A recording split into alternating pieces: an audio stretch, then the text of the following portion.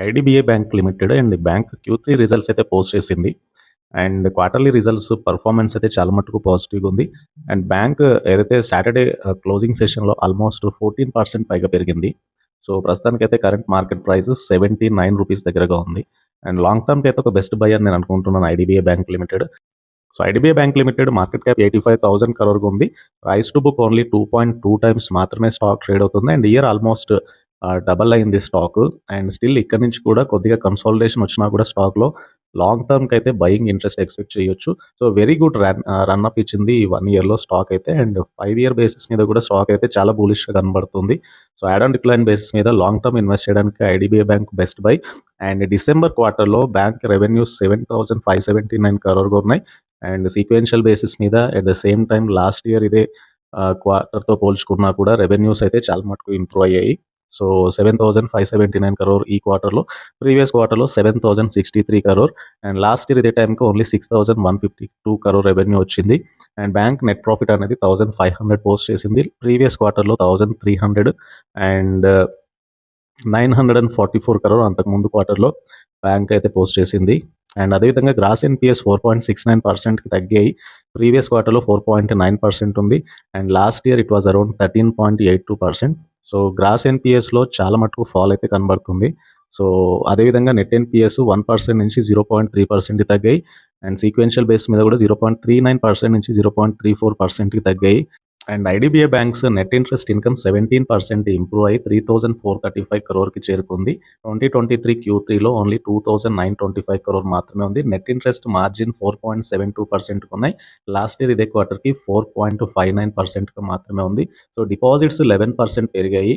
And last ఇయర్‌తో compare చేసుకుంటే. So, ఓవరాల్‌గా IDBI bank limited asset quality improve అయింది. రెవెన్యూస్ పెరిగాయి. నెట్ ప్రాఫిట్స్ పెరిగాయి. అండ్ ఇక్కడ నుంచి స్టాక్‌లో డెఫినెట్‌గా బయింగ్ ఇంట్రెస్ట్ ఎక్స్‌పెక్ట్ చేయొచ్చు. అండ్ లాంగర్ టర్మ్ డ్యూరేషన్‌లో ఈ స్టాక్ అయితే బెటర్ రిటర్న్స్ ఇవ్వగలదు. లిస్టింగ్ అప్పటి నుంచి కూడా పెరుగుతున్న స్టాక్ ఐఆర్ఈడీఏ ఆల్మోస్ట్ ₹150 స్టాక్ అయితే ఉంది. So, IREDA like Q3 results announce చేసింది. టోటల్ రెవెన్యూ 1,253 crore వచ్చింది. అండ్ ప్రీవియస్ క్వార్టర్‌తో పోల్చుకుంటే కొద్దిగా రెవెన్యూ తగ్గింది. బట్ లాస్ట్ ఇయర్‌తో కంపేర్ చేసుకుంటే రెవెన్యూస్ పెరిగాయి. ఆపరేటింగ్ ఎక్స్‌పెన్సెస్ 61 కోట్లు వచ్చాయి. అండ్ లాస్ట్ ఇయర్‌తో కంపేర్ చేసుకుంటే కొద్దిగా ఆపరేటింగ్ ఎక్స్‌పెన్సెస్ పెరిగాయి. But net profit 335 crore net profit post చేసింది. సీక్వెన్షియల్‌గా నెట్ ప్రాఫిట్ తగ్గింది. But year on year base మీద కంపేర్ చేసుకుంటే అయితే నెట్ ప్రాఫిట్ పెరిగింది. So, year on year base మీద ఈపీఎస్ పెరిగింది. నెట్ ప్రాఫిట్స్ పెరిగాయి. బట్ సీక్వెన్షియల్ బేస్ మీద కొద్దిగా తగ్గింది ప్రాఫిట్ కానీ, ఈపీఎస్ కానీ. బట్ ఓవరాల్‌గా లిస్ట్ అయినప్పటి నుంచి కూడా ఐఆర్‌డీఏ చాలా మటుకు బులిష్ రన్‌లోనే ఉంది. స్టాక్ నవంబర్ నుంచి కూడా కంటిన్యూయస్‌గా ర్యాలీలోనే ఉంది. అండ్ ఫర్దర్‌గా కంపెనీ లోన్ బుక్ అనేది 50,579 crore ఉంది. 33% పెరిగింది లాస్ట్ ఇయర్‌తో కంపేర్ చేసుకుంటే. నెట్ వర్త్ అనేది 45% పెరిగి 8,134.56 crore వచ్చింది.